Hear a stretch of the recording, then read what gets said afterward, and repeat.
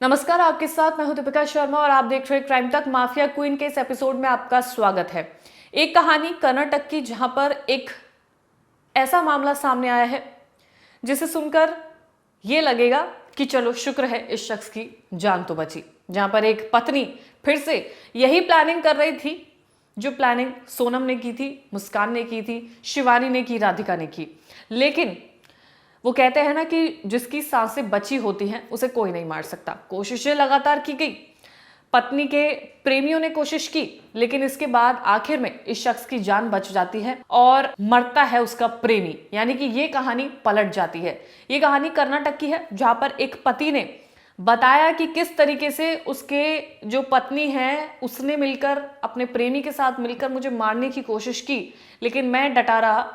मैंने अपनी जान कैसे बचाई है वो इस पति ने बताया। ये पति कहता है आधी रात को उन्होंने मुझ पर हमला किया, मेरा गला दबाने की कोशिश की गई, मेरी सांसें रोकने की कोशिश की गई, मेरे मुंह और मेरे नाक को बंद करने की कोशिश की गई। मैं सांस नहीं ले पा रहा था, तभी कूलर से टकराया और आवाज निकली।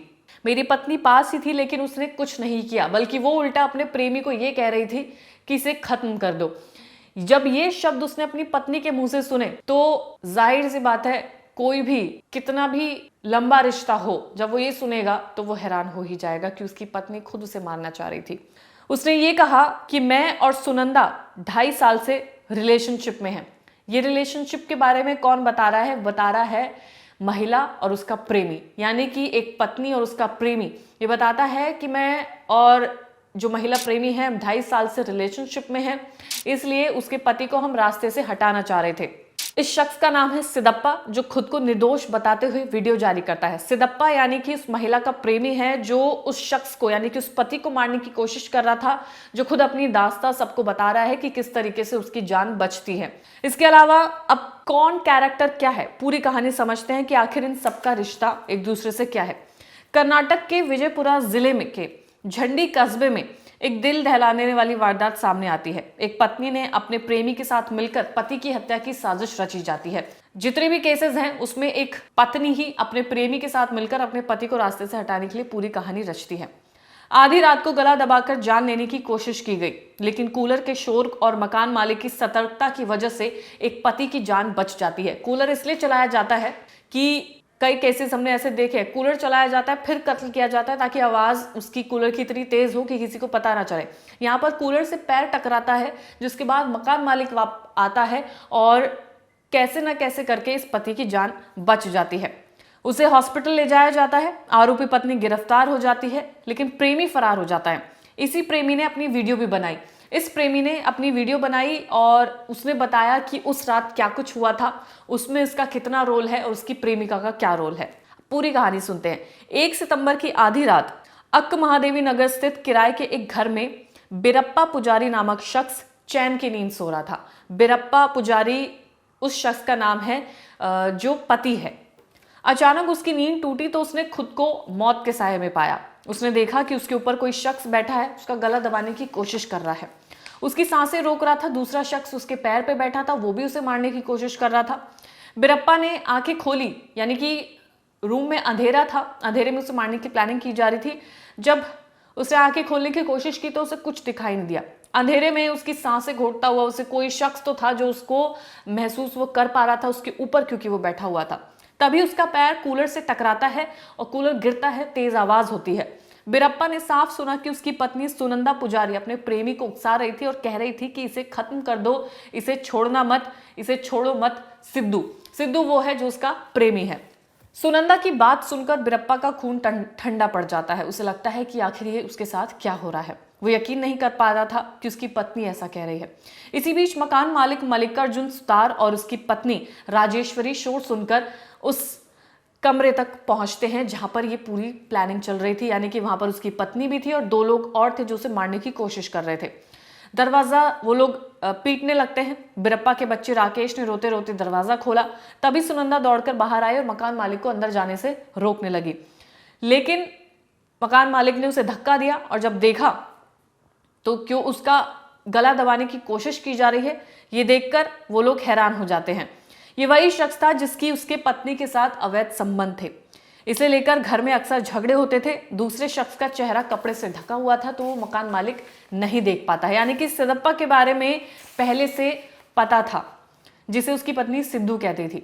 हमलावर भागते हुए धक्का दे जाते हैं और धमकी भी देकर जाते हैं कि इस बार तो बच गए लेकिन अगली बार जान से मार देंगे।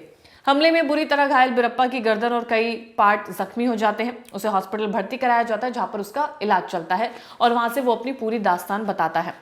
बिरप्पा ने अपनी पत्नी और उसके प्रेमी सिदप्पा के खिलाफ शिकायत दर्ज कराई। इसमें उसने अपनी पत्नी और प्रेमी को जान से मारने की जो कोशिशें थी उसके बारे में पुलिस को तमाम जानकारी दी। उसने बताया कि सुनंदा को सिदप्पा से फोन पर बात करते हुए पहले भी सुन चुका है और वो अपनी बीवी को वार्निंग भी दे चुका है। रिश्ता खत्म करने के लिए भी वार्निंग दी गई थी, लेकिन उसके बाद समझाने बुझाने के बाद, माफी मांगने के बाद ये चीजें नॉर्मल हो जाती हैं। लेकिन उसे बिल्कुल नहीं पता था कि उसकी पीठ पीछे वो उससे फिर बात कर रही थी, यानी कि उसके पति ने पत्नी से कहा था कि तुम सिदप्पा से बात नहीं करोगी। उसकी बीवी मान जाती है।